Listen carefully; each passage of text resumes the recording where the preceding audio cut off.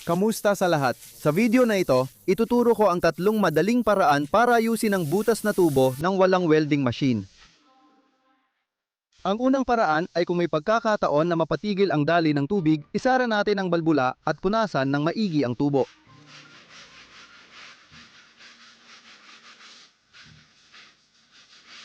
Pagkatapos, gamitan ng wire brush at linisin ang paligid ng buto.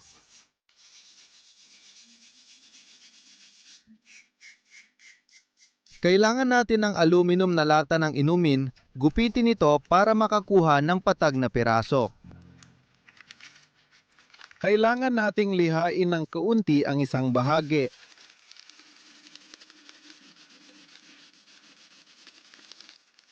Ang bahagi ay dapat tanggalan ng langis gamit ang solvent. Pagkatanggal ng langis, idikit ang double-sided tape sa aluminum sheet.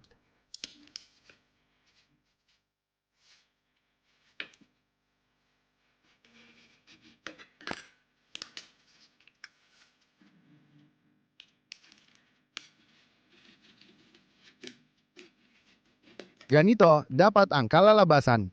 Sunod, kunin ang lumang inner tube ng bisikleta at gupitin sa 2 piraso.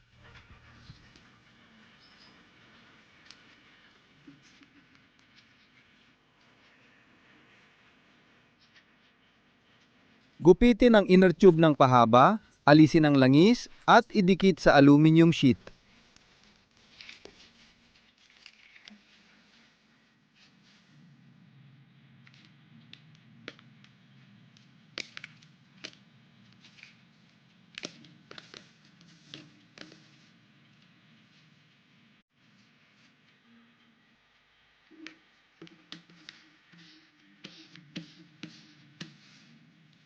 Sa goma, idikit ulit ang double-sided tape. Gupitin natin ang sobrang bahagi at bumalik sa butas na tubo.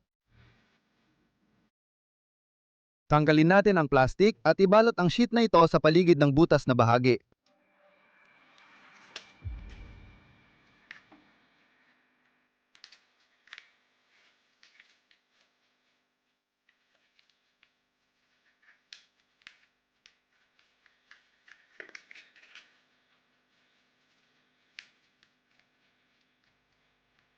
Susunod, kakailanganin natin ng 2 clamp na may bolt para sa screwdriver. Luwagan ito at higpitan sa paligid ng ni-repair na bahagi.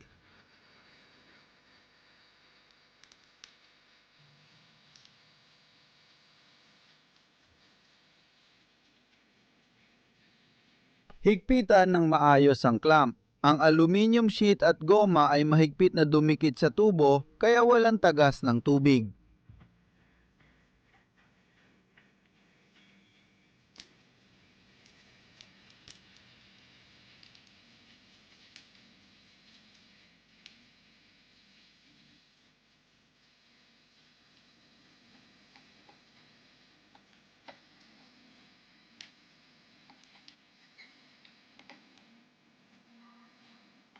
Sunod, buksan ang gripo at tingnan kung tumutulo.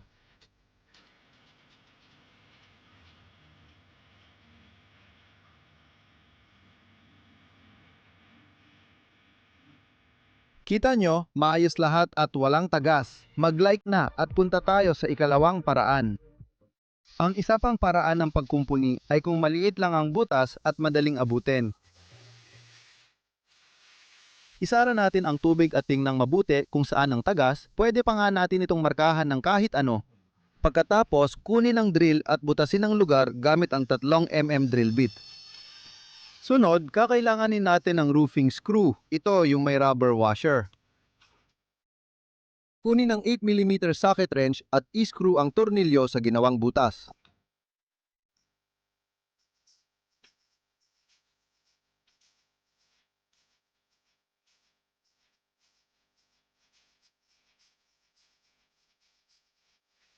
Pinipisil lang screw ang goma kaya hindi natatagas ang tubig.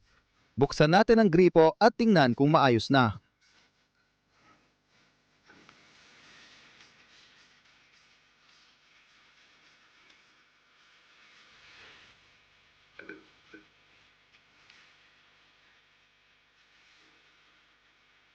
Walang tumulo kahit saan, mag-like na at punta na tayo sa ikatlong paraan ng pagkukumpuni.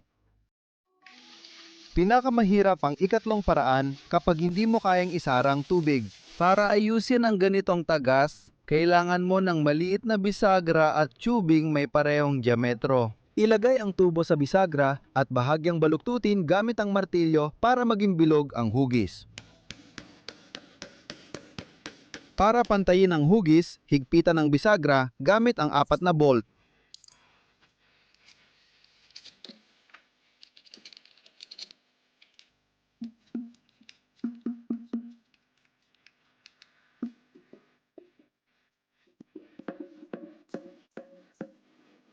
Ganito ang resulta. Ngayon, tanggalin na ulit ang mga bolt.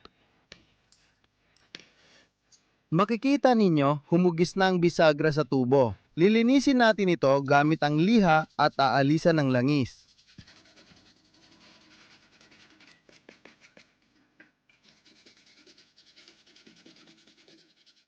Sa malinis na parte, maglalagay tayo ng pandikit.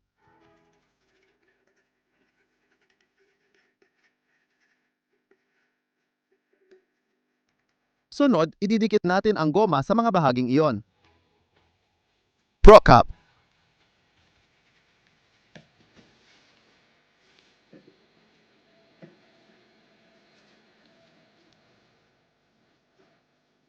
Ganito dapat ang kalabasan off-cam. Gumawa ako ng butas sa goma. Ngayon, bumabalik tayo sa lugar ng tagas, sa tubo. Ikakabit natin ang bisagra, ilalagay ang mga bolt at medyo hihigpitan ang mga nut.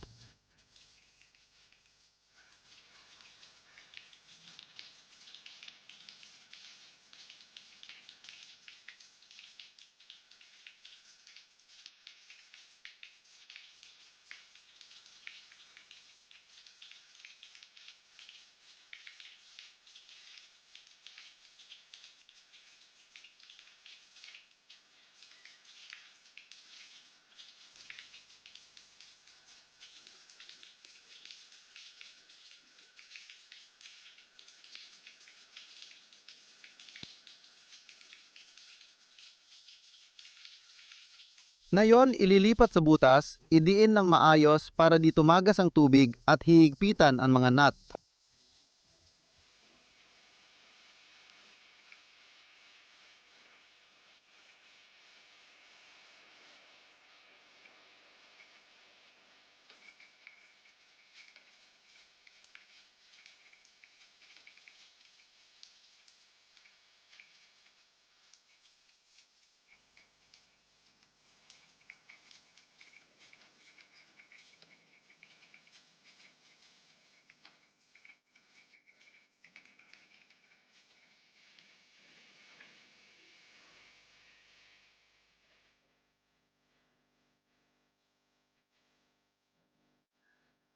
Habang hinihigpitan ang nut, mas konting tubig ang lumalabas.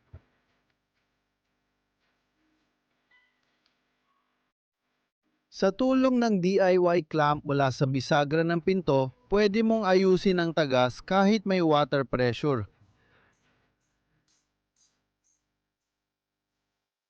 Ngayon, ipasok ang 2 bolt sa ibabaw at higpitan pa ang clamp. Narito ang 3 madaling paraan para ayusin ang pumutok na tubo ng walang welding. Kung nagustuhan ninyo ang video na ito, mag-like, mag-comment, mag-subscribe sa channel at huwag kalimutang i-click ang bell icon. Maraming salamat sa panonood at paalam sa inyong lahat.